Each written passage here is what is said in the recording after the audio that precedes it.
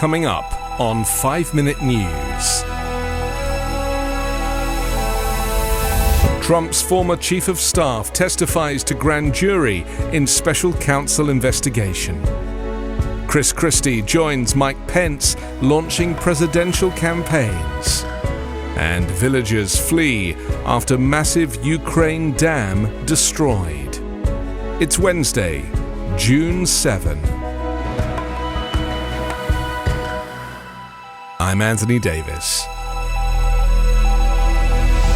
Donald Trump's former White House Chief of Staff, Mark Meadows, has testified to a federal grand jury in the Special Counsel's investigations of the former president, the New York Times reported yesterday. Special Counsel Jack Smith is overseeing Justice Department investigations of whether Trump, who was president from 2017 to January of 2021, mishandled classified documents after leaving office and whether he unlawfully tried to overturn the results of the 2020 presidential election won by Joe Biden. It is not clear precisely when Meadows, who was Trump's last chief of staff, testified or if investigators questioned him about one or both of the cases.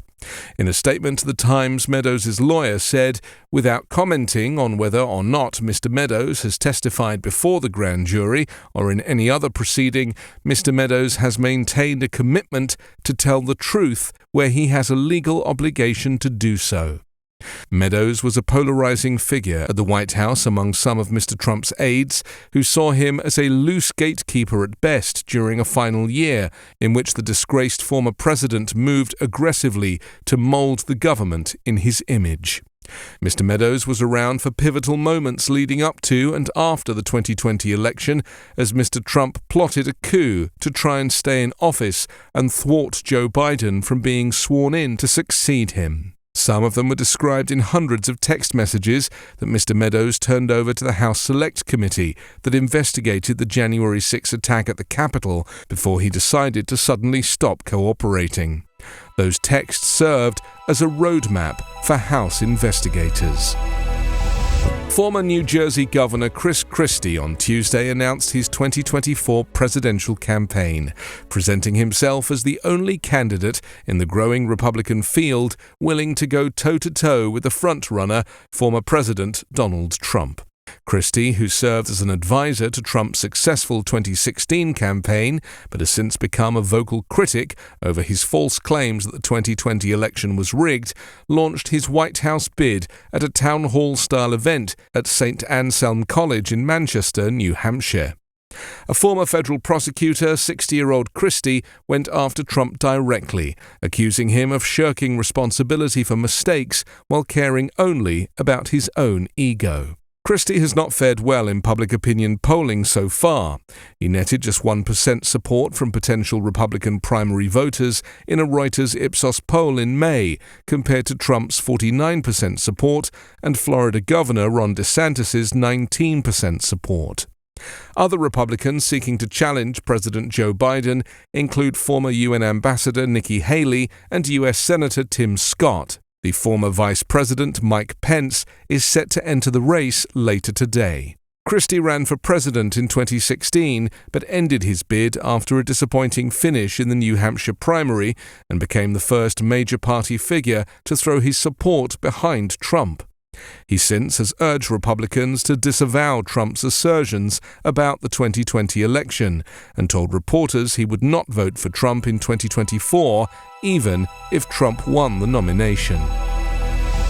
A major dam in southern Ukraine collapsed yesterday, flooding villages, endangering crops, and threatening drinking water supplies, as both sides in the war scrambled to evacuate residents and blamed each other for the destruction. Ukraine accused Russian forces of blowing up the Kakhovka Dam and hydroelectric power station, which sits on the Dnieper River in an area Moscow has controlled for more than a year. Russian officials blamed Ukrainian bombardment on the contested area, where the river separates the two sides. Russian and Ukrainian officials used terms like ecological disaster and terrorist act to describe the torrent of water gushing through the broken dam and beginning to empty an upstream reservoir that is one of the world's largest. Ukrainian President Volodymyr Zelensky called it the largest man-made environmental disaster in Europe in decades.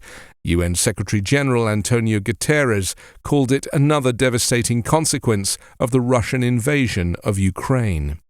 As homes, streets and businesses flooded, authorities expressed concerns about drinking water supplies, and emergency crews evacuated thousands of people from Ukrainian and Russian-controlled areas.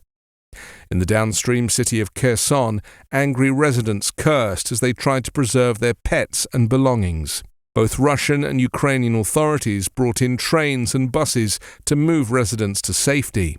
About 25,000 people in Russian-controlled areas and 17,000 in Ukrainian-held territory should be evacuated, Ukraine's deputy chief prosecutor said on Ukrainian television. Neither side reported any deaths or serious injuries. Zelensky told reporters his government knew last year that Russia had mined the dam, so there may come a moment when an explosion occurs. Other Ukrainian officials alleged Russia blew up the dam to hinder Kiev's counter-offensive, even though observers note that crossing the broader Dnieper would be extremely challenging.